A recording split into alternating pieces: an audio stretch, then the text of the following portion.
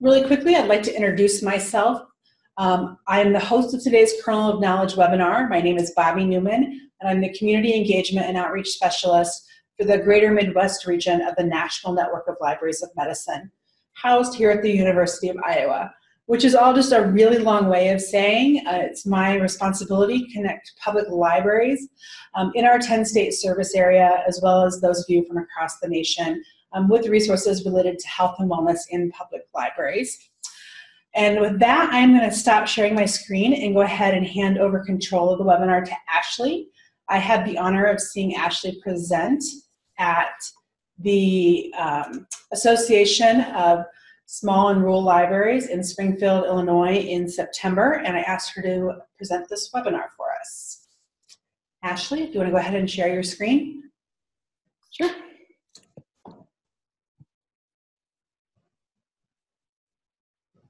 There we go. Okay. Hi, everyone. My name is Ashley Batchelder. I am the Assistant Children's Librarian at the Mount Zion District Library in Mount Zion, Illinois. And so today I'm just going to talk to you a little bit about our music and movement program that we developed a couple years ago here at the library. I'm going to go ahead and turn my video off. So first, I wanted to share with you a little bit of the demographics about Mount Zion. It is a village with a population of about 6,000 people. Our district does serve that very specific number, 12,682 people. We are kind of a little suburb of the bigger town of Decatur, Illinois. So the nice thing about that is we are a part of the Illinois Heartland Library System. So there are a ton of small libraries in the area. We're all a part of the same system. We don't discriminate against anyone. We welcome everyone who's in that system to use our library, and vice versa. We encourage them to use other libraries as well. And that extends into our programs. So in order to come to our programs, you do not have to be a member of the Mount Zion Library. You can be a member at Decatur. I've had some from some of the other surrounding areas as well. So our program, and I'll get into this a little later, is geared towards infants 6 months through 24 months old and their caregivers. And before we started this program, the nearest free program for infants was about 30 minutes away. It is at another library. It's called Baby Talk, which is great. It's a great program, but for some of the parents in our community, that just isn't a great option for them to have to drive that far to find a program for their infant. There's a ton of programs for toddlers, whether it be different story times. We also have a children's museum nearby, and they often have programs, but for the little ones, there wasn't very much in the community, and that's something that I noticed right off the bat. So our library offers 3 storytime sessions. The first one is Sleepy Time Tales. It's an hour-long family story time that we have in the evening once a week. And this is, like I said, for families. So it's all ages. We have families that are bringing toddlers up to age 7 or 8. So that's a great option for parents who work and have children that, like it says on here, are varying ages. Then we have Toddler Time, which is on Wednesday mornings. It's a half-hour-long story time for toddlers ages 18 months through 3 years old. It's very similar in structure to our storytime session, which is our hour-long traditional story time for preschool kids, but it is kind of simplified for the toddlers, and it's only a half hour versus an hour because they kind of have trouble sitting for that long. So then we have our story time session. I started at the library in January of 2016, And as I said before, I immediately noticed that there was nothing for patrons under 18 months old. Now, there were parents that would bring their infants along to story time, sometimes even to toddler time and sleepy time tales, but those programs are just not geared towards the little tiny ones. They're geared towards the kids who are preschool age, that are learning, how to color and put crafts together and things like that, sitting there and listening to the stories. And so while the babies would come to those programs, they're not really participating. So I kind of talked to my director and realized that not only was it something that was lacking in our library, but it was also lacking in the community, because that's when I found out that the closest program, it was half an hour away. So this is kind of where I came into the picture and what I decided to develop. So I graduated from Millikan University in 2013 with a Bachelor of Arts in Music. And during my time at Millikan, I was a music education major. And one of the requirements was that we had to observe several different classes. And one thing that we had to observe was a music and movement program, which happened it was at the university, but it was kind of like an outside thing that happened once a month on Saturdays. So I went in and shadowed and thought it was an amazing program. They had a couple of different sessions for varying age groups to really break it up. And I'm not sure if that program is still going on. Millikan is in Decatur, so it's fairly close. It's about 20-ish minutes from here. But the problem with that program is that it was only meeting once a month, and it was extremely expensive. It only went in so many sessions, and it would cost upwards of $200 or $300 to attend, which just isn't very practical for a lot of the people in this community.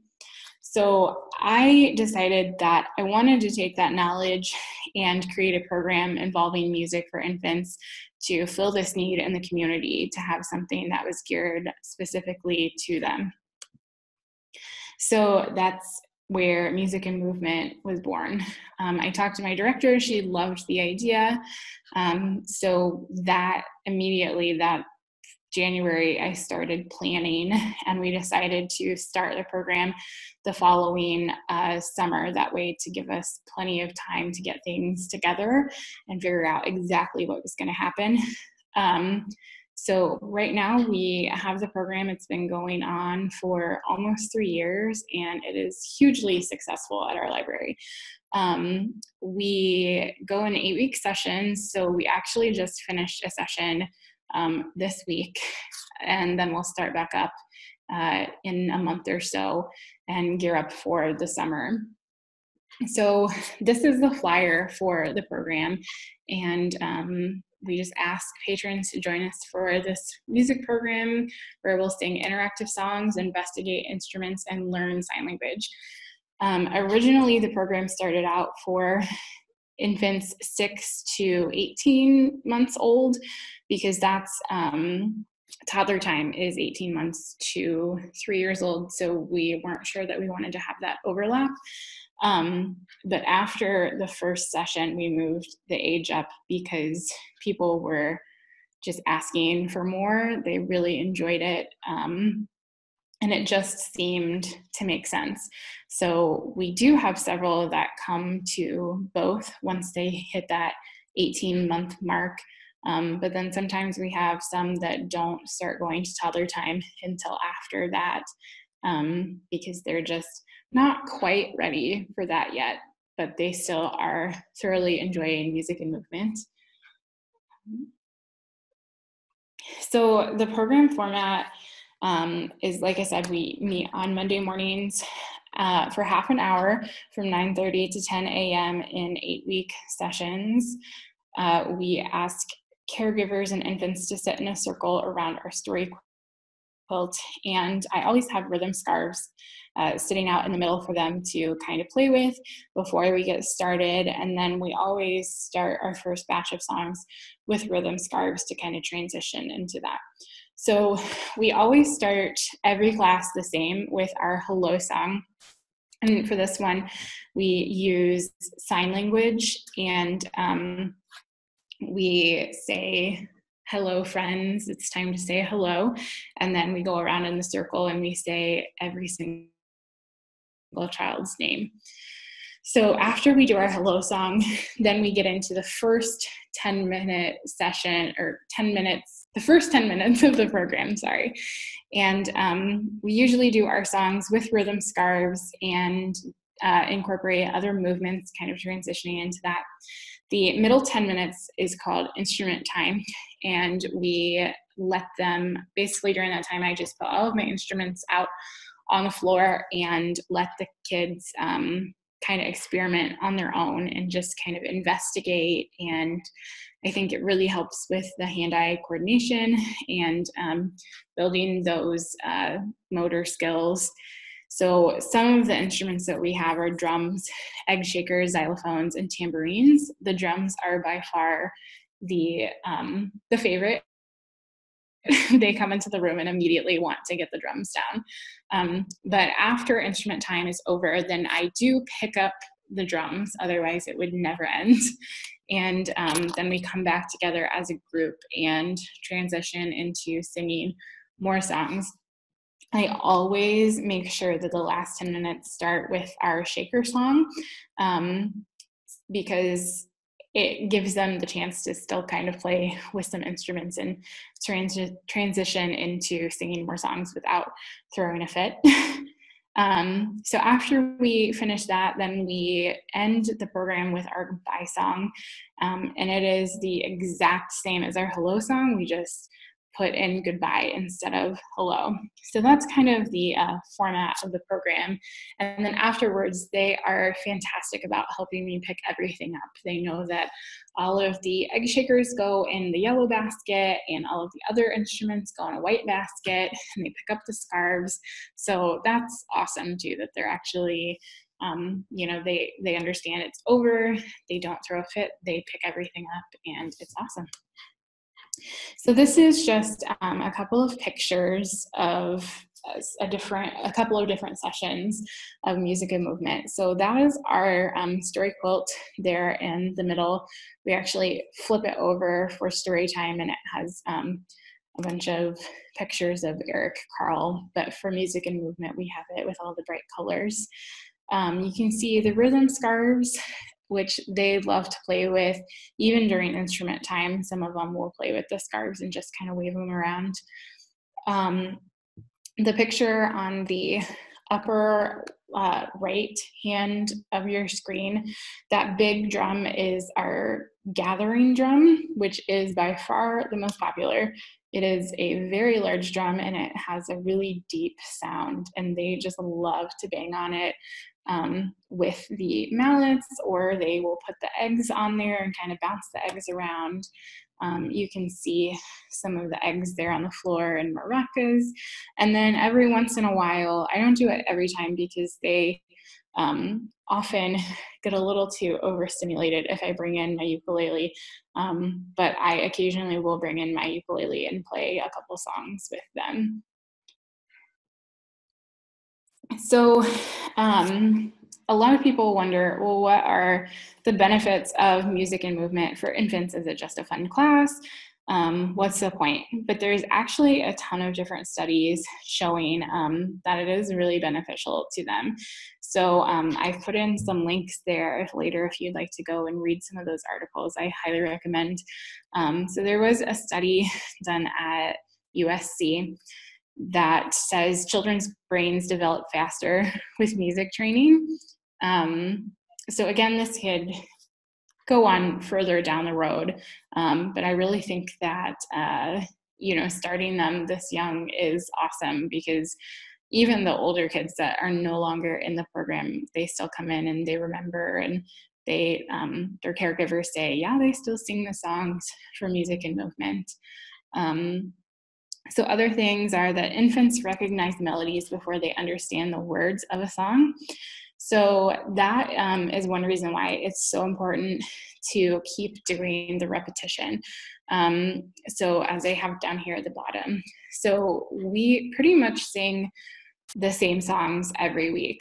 I try to every few weeks add in a couple more songs and I'll take some out. Because not only does it help build the vocabulary and their memorization, sorry, as they get older, but it also helps with those melodies, and they're hearing those repetitively, and so they will recognize that sound before they can remember the words. And going along with that, they try to mimic those sounds, and it helps with them learning how to speak. It also utilizes multisensory learning. So they're listening to music, but also doing movements that go along with them, and also listening to music while they're playing the instruments, because I always plug in my phone and will play some classical music for them. And again, as I said before, it helps them to develop their large and small motor skills, which has been awesome to see. I have, with this last session, there was one little girl that she started the session and was 6 months old exactly, and didn't do much. She was just kind of sitting there at the beginning, and she would hold on to the egg shakers. But by this last session, she was crawling all over the place, and she was banging on the drums and would pick up the mallets to play on the drums. So that was really cool to get to watch her throughout the weeks, learning, this mallet goes to this drum, and she would pick it up on her own and do that. Doing the songs and certain movements and stuff, it teaches them to express their emotions, and it helps improve their balance and coordination. It also promotes group learning and social skills such as sharing, which is a huge one. Some of them don't like to share the instruments. They want to keep it to themselves. But again, that's another thing that's been really cool to see, is how they will, walk up to other kids and hands them a shaker or hands them the mallet for the drum. And so they really are learning to share by being in that group as, little tiny people. They can't even talk yet, but they're learning to share their toys. So there's lots of different types of movement used in this program. It is pretty much a lap sit. We're sitting most of the time. Like a lot of the kids are pretty young, but then there are the ones that are about to be toddlers that are getting more mobile and running around. But the thing I like so much about this is not only does it do movement for the little ones, but it also incorporates movement for the parents. And I did want to say, I never realized how much of a workout it is until I had a friend come like 2 weeks ago and bring her baby, and I was holding her and I was like, wow, this really is like, I was sweating by the end of it. But we do a ton of bouncing with the baby.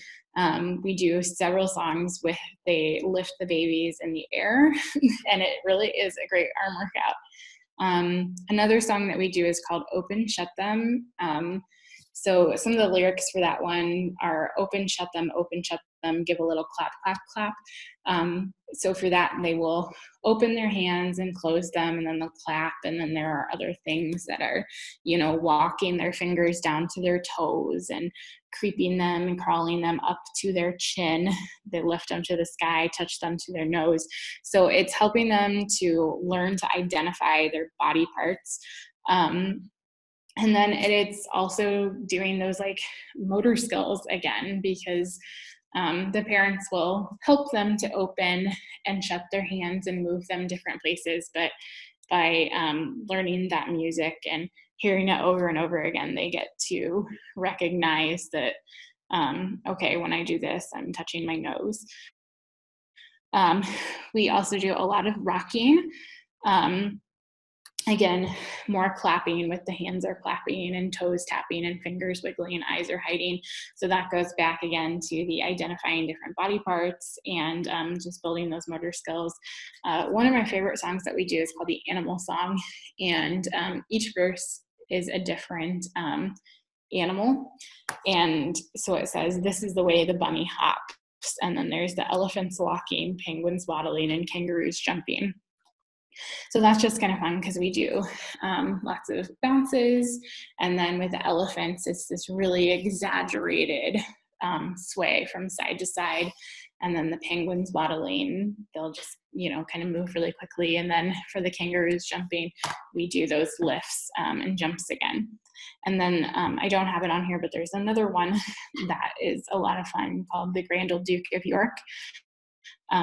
So that one you're doing a lot of, it's the Grand Old Duke of York. He had 10,000 men. He marched them up to the top of the hill and marched them down again. So there's lots of going up and down and to the side. And then it even ends with flipping the baby upside down. So some of the resources that I recommend, the first one, which is my absolute favorite, and they are just awesome, is Jayberry. It's a YouTube channel, and I think they also have a blog. But on their YouTube channel, they have songs that they do, and they have them in different categories for baby lap sits. They have different story times. They even have different themes. So it might be, songs about the weather or songs about animals.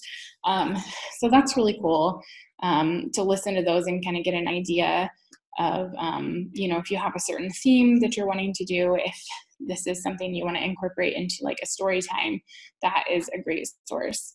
There's also a really great book called What'll I Do with the Baby-O by Jane Cobb. It has a ton of different songs and rhymes and finger plays and things like that in the book. There's also a CD that comes in the back of the book, which is really beneficial. I always tell people to use children's songs and rhymes you already know. You can tweak them and add more verses. One of the ones that we do every week that the kids love is Row, Row, Row Your Boat. And I'm pretty sure everyone knows that. You can do Twinkle, Twinkle, Little Star. There's so many children's nursery rhymes that are so common, that are so easy to just add them in and, add different verses and just be creative and think of different things to add in. Probably the number one question I get is about people who say, well, I don't have a background in music. That's okay. I just happen to have one, but you're not required to have a background in music. Most of the songs are children's songs and they're easy to sing. I recommend singing in a lower voice. Kind of take like your speaking voice and sing there. It'll make you a lot more comfortable and it'll make the parents a lot more comfortable when they try to sing along. If you're really not comfortable singing and no one on the staff is either, that's okay. Use a recording. It's totally fine. I don't think there's anything wrong with using a recording. Other options are like reaching out to the local school or university. See if there's somebody in your community that you can bring in to help you with this program, even if it's a one-time thing. I was talking to another librarian a few weeks ago and we were talking about music and movement, and she said they have started doing a program where someone comes in once a month and teaches toddlers how to dance. And that was something that they wanted to do for their community, but none of them on staff were able to do so. So they found someone in the community to step in and kind of fill that role. So I think that's fantastic when you can work with others. If you, as I said before, if you are comfortable singing, please sing in a lower key. I always encourage the parents to sing along and send them home with music. Usually at first they are very nervous. because they're just uncomfortable. Maybe they think they're not a good singer, whatever. But just, kind of keep encouraging them. And, by the end, I guarantee all of the parents will be singing along, especially if you send them home with the music. Then they can kind of sing at home with their kids, and they'll feel a lot more comfortable. And again, singing in that lower key will definitely help to make them feel more comfortable with singing along with you. So I mentioned that we have instrument time, and that definitely is the kids' favorite time. The drums that I have are Remo kids drums. We right now have a floor tom drum, a gathering drum, and a conga drum. They love all of them. I will say the one that's probably their least favorite is the conga. And I do have some pictures on the next slide that I'll show you. The gathering drum is that big round drum. But those I got from Amazon. And they're fairly affordable, but they are really good quality. I've had mine for like 3 years and they're still in perfect condition. They can definitely, they'll be fine with the kids banging on them. But I think that if this is something you're considering, you should definitely try to look into getting some, because the kids are obsessed with the drums. They also love the egg shakers, and they do like the maracas too. I don't have as many maracas as I do egg shakers, but they love those because they are so noisy. One thing I will say about the egg shakers, I just found some on Amazon, and they're great. They worked super well. I had no problems with them until last summer, and a couple of them busted open. So what I've done is taken electrical tape and taped around just like the middle of it to keep it safe. And I haven't had any problems since then. It's really keeping them together. So I would recommend doing something like that just to be safe, because there are little like pellets inside, which is dangerous for the little ones. I also recommend getting some chimes or xylophone. This one is a little more difficult to find. Some xylophones, you'll see them online and they're just not a good quality at all. The chimes that I have are a little expensive, but they do, I would say if it's between that or the drums, to definitely go with the drums because they like those more. They also really like tambourines, and their rhythm scarves are awesome. They could keep them entertained forever, I swear. Those I just found on Amazon, and I do recommend getting just a ton. You can usually get a big number of them for fairly cheap. And again, if you or another staff member can play an instrument, I think ukulele or even guitar. I personally like ukulele because it's so much more portable.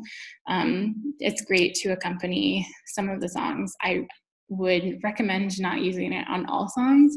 I do think it's important to sing them a cappella with no music if you can. But if you can play the ukulele, I think that is a great resource, and the kids think it's super cool. So these are some of the instruments. Again, so the left hand with the egg shakers, you can kind of see that line around the middle. That's, I think, a kid just like threw it on the floor and it busted open. So I just took the like black electrical tape and wrapped around there a few times, and I mean, it has worked perfectly. Rhythm scarves, any that look like that, are awesome. They're really light and airy, and they just love to play with them. Everything else is Remo brand. I don't have one of these tambourines, but I will be getting one soon. But I mean, any sort of tambourine like that is awesome. They like being able, like with the drum head on top, being able to hit it, but then also shake it, and it makes the sound like the egg shakers. So the drums on the bottom, this one on the left, the tall one, is the conga, and it does come with a strap. That one, as I said, is probably their least favorite just because the drum head is the smallest, and it has the highest pitch, so it's not as loud as the others. They do still play with it and they like it. The one in the middle is their favorite. That's the gathering drum. It is a pretty big drum, and like I said before, it does make a really big boom, and they just love the sound that it makes.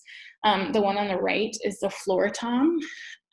They like that one a lot. It's just slightly taller, and the drum head is smaller than the gathering drum, but they still really like that one a lot. So that's pretty much what I have for you. Are there any questions? I have a ton of music, like lyrics and stuff that I can send if people are interested. If anyone has any more questions, let me know. Great, thank you, Ashley. There is one question in the slide that I think is relevant. Somebody is asking if they can get copies of the slides. I think you had a lot of great resources there, and they didn't get a chance maybe to jot them all down. Yeah, definitely. If you want to, my email is up there. You can send me an email and I will send you all of the information I have, including the slides. And then I have some links and stuff to like the instruments and things like that I can send. Great. About how many kids attend each one of these sessions? So it just depends on the time of year, honestly. This week I had 6 kids, but last week I had 10. During the summer last year, because there are a ton of teachers who have babies that want to bring them that can't during the school year, I was averaging between like 15 and 17 every week. Wow, that's great. So, yeah. Let's see what else. If anybody has any questions, please feel free to go ahead and type them in the chat box. You can go to the top of your screen and choose the exit full screen mode to bring that chat box up if you can't find it. And I know, Ashley, you presented this with Noah Lenstra at the ARSL conference. Have you heard from anybody who attended there that implemented this program or a similar program? I had people emailing me asking for my information. No one has reached out and said that they have implemented it. I did actually just present this again just on my own at the Illinois Youth Services Institute. Oh, great.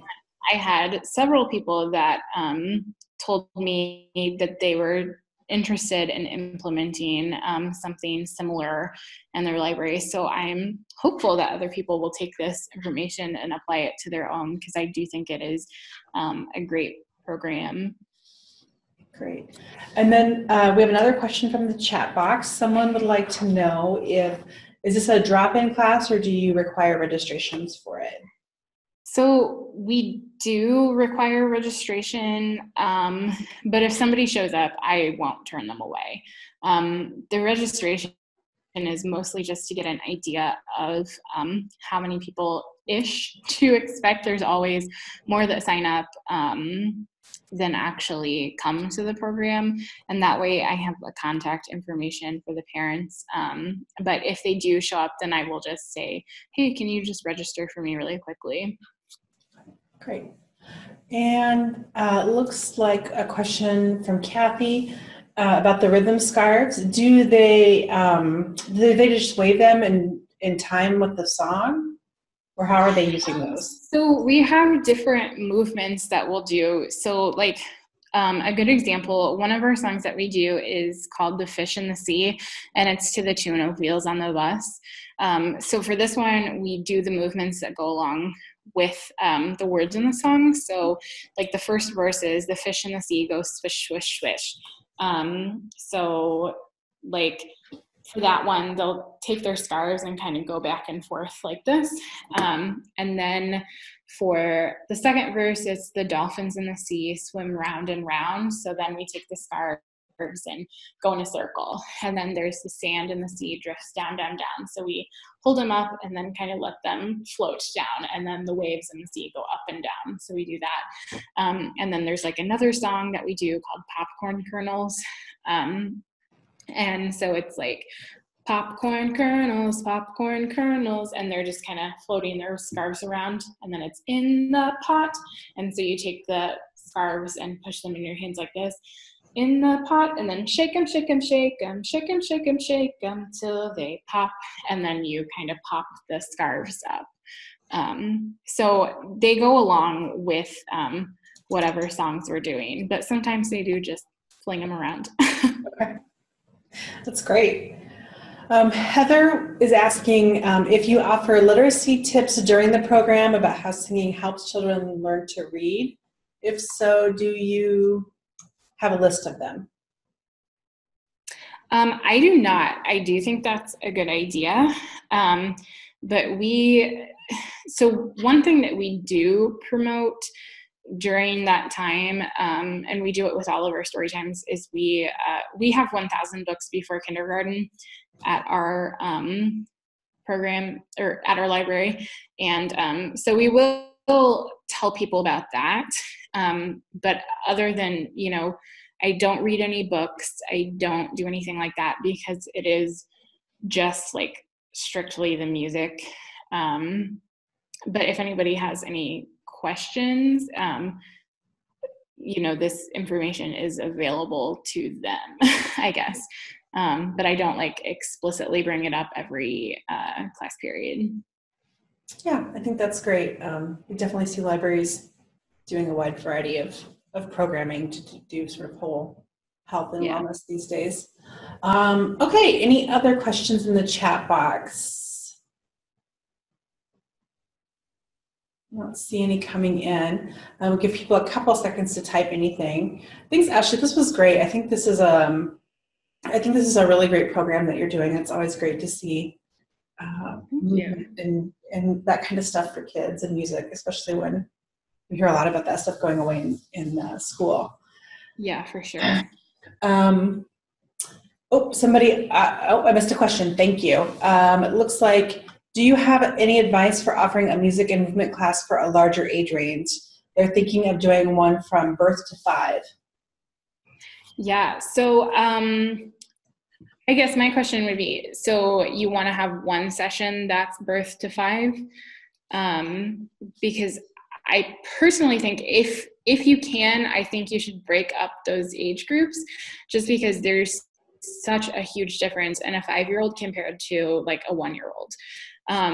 That's something that we are working on at our library, transitioning our toddler time, because right now I don't do the toddler time, someone else does.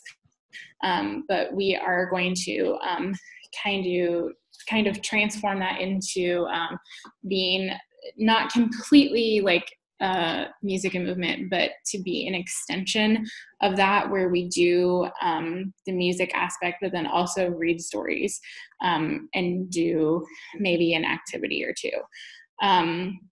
But like for us, we're doing ours 6 months through 24 months, just because I think it's that right there is kind of a big age gap, because developmentally speaking, there's just a huge difference between a 6-month-old and a 24-month-old.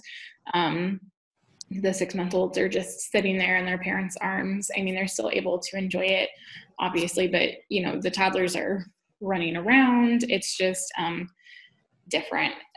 I have had, I will say, parents with older children bring them in. Like, one of my favorite stories to tell, there's a family, they had 2 little girls. One of them was under 2 and the other one was like 3.5, 4. And she came, and after the first few times, she started bringing her own baby doll to do the movements with. So, something like that could work. They are super into it as well. I think it also just depends on your library. If you do other things that are birth to 5 and it works already, I think that's a good sign. I think for us, it is working out better to break up that age group. All right. Yeah, I think those are some good points. To definitely have a break in there where they start walking, right? Yeah, for sure. Which can make a difference. Give her a couple of minutes to type a response or any follow-up questions she has for that. Do you have any other stories you want to share while we're waiting?